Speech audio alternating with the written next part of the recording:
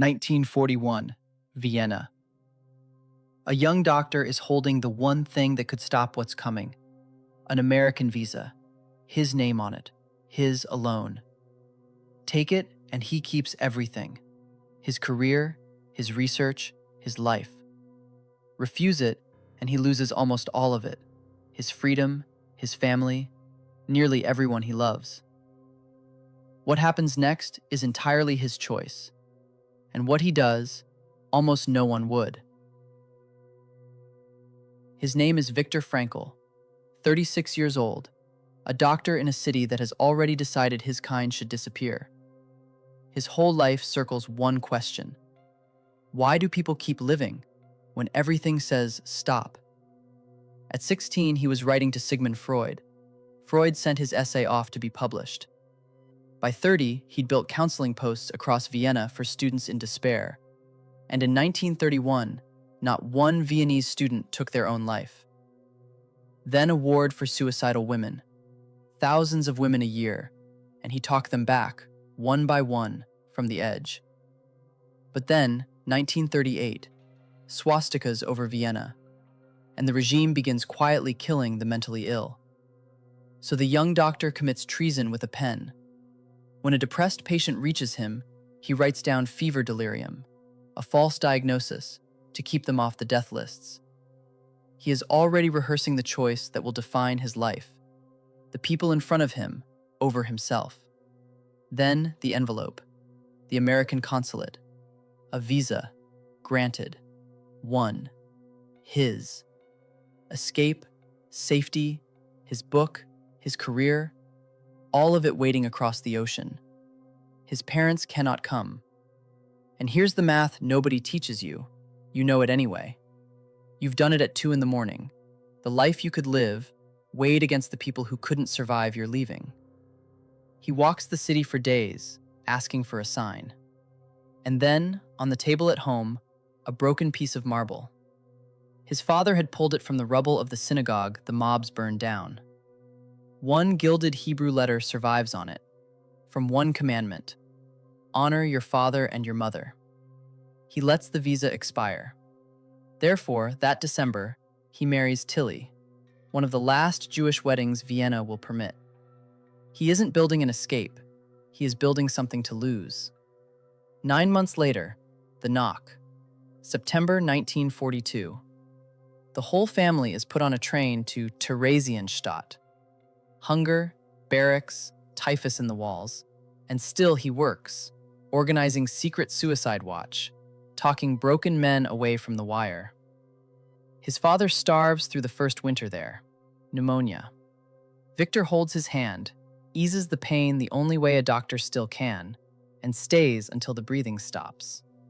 He doesn't get to bury him.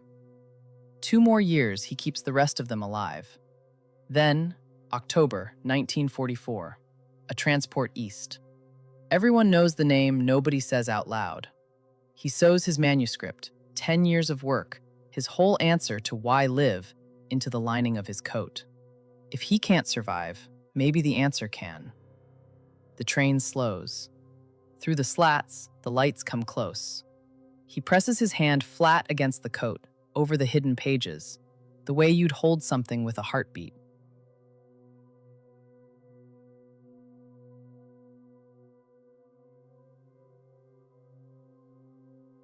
Auschwitz. The first thing they take is the ground under your feet, the platform, the shouting, a white glove at the head of the line, flicking left or right. 9 of every 10 from his transport walk the way the glove sends them and are gone by nightfall. In the crush, he finds Tilly's hands one last time and gives her the strictest order of his life: stay alive, at any cost. Then the crowd takes her toward the women's camp and out of his reach.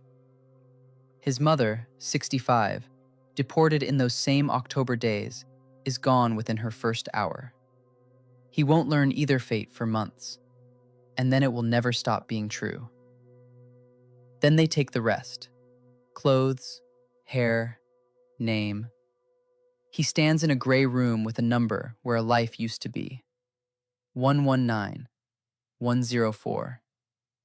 And the coat with 10 years of work sewn inside it, is on a pile, gone, exchanged for the rags of a man who is already dead.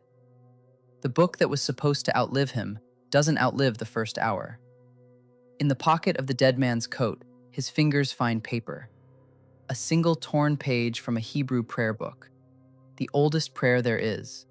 Love with all your heart, all your soul, all your strength. He stares at it, and here's the question underneath. Your thoughts were confiscated. Will you live them instead? Days later, he's shipped west, to a labor camp in the Bavarian frost. And winter answers first. Ice roads before dawn, swollen feet in broken shoes, marching in the dark to dig frozen ground. Men around him vanishing, not all at once, but inward, one refusal at a time. He watches how it happens. One morning, a man won't get up. Instead, he pulls out a hidden cigarette, a day of life in camp currency, and smokes it. Everyone knows what a man smoking his savings has decided. 2 days, rarely more. The man who spent his life proving there's a why owns nothing now but a number. And then, one black morning on the ice, stumbling, struck, screamed at, a thought arrives that has no right to exist in that place.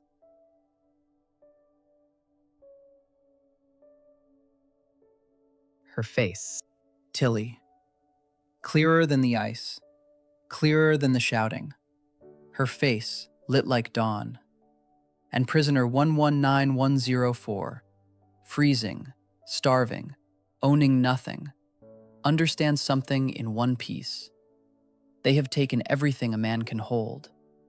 They have touched nothing a man can be. Love goes where they cannot. For whole minutes, he is not in the column of the dying. He is with her. And he grasps what he'll spend the rest of his life saying, that even a man with nothing left in the world can be fulfilled, for a moment, in the contemplation of the one he loves. And behind that, a larger door swings open. He has seen men in the same barracks, same hunger, same odds, become predators. And others walk the rows, giving away their last piece of bread. Same everything, different choosing. So this is the one thing they couldn't find when they searched him, the last of the human freedoms, to choose your answer to what happens to you. It cannot be taken. It can only be surrendered. He had a name for what he'd spent those Vienna years building. Logotherapy, healing through meaning. But a theory is what you believe. This was the winter he stopped believing it and started knowing it. That winter, an escape was planned, a real way out at last. Then, on his rounds, a dying man's eyes followed him like a quiet accusation.